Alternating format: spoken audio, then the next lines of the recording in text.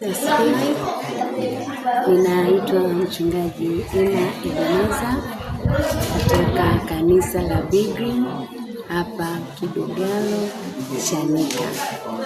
Kwa kweli siku ya leo ninamshukuru sana Mungu kwa sababu tumepata neema.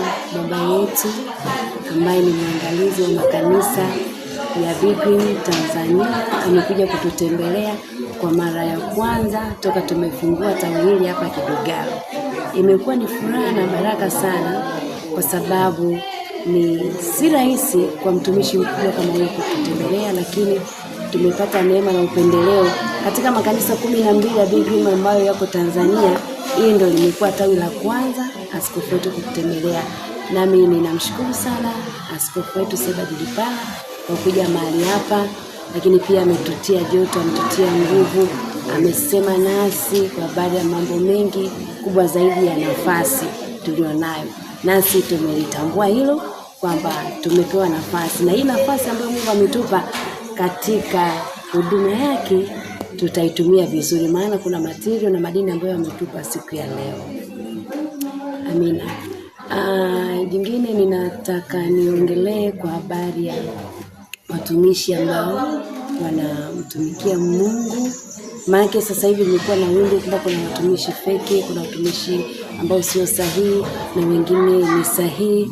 Nataka niongelee kwamba kwa mimi mwenyewe binafsi kusema kwamba nitamjua au nimwongelee huyu mtumishi ni feki na huyu si sahihi, tunatakiwa sisi wenyewe wa Kristo, watu ambao tumeokoka, tunamjua Mungu, tunalijua neno la Mungu, kwa sababu Biblia imeweka wazi kabisa, utawatambua kwa matunda yao.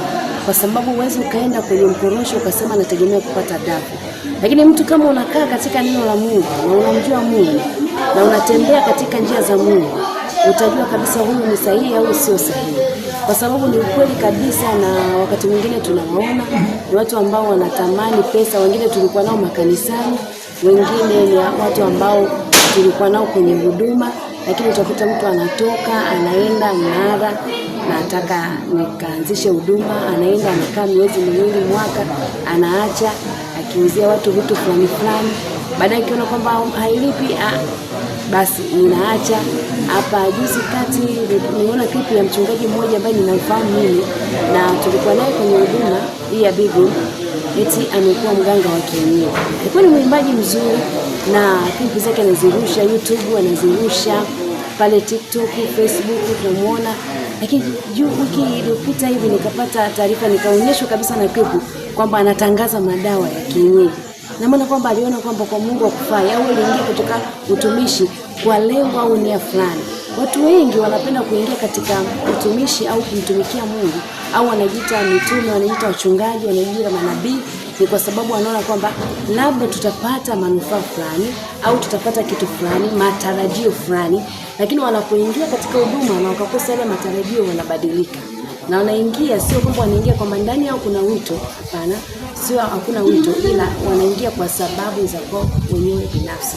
Kwa hiyo Wakristo au watu wa Mungu au tunataka kwenda mbinguni, tuwe makini. Biblia inasema katika kitabu cha Yakobo, msiziamini kila roho, bali zijaribuni kwamba zimetoka kwa Mungu, na kila roho iliyotoka kwa Mungu utaitambua. Bwana Yesu asifiwe sana.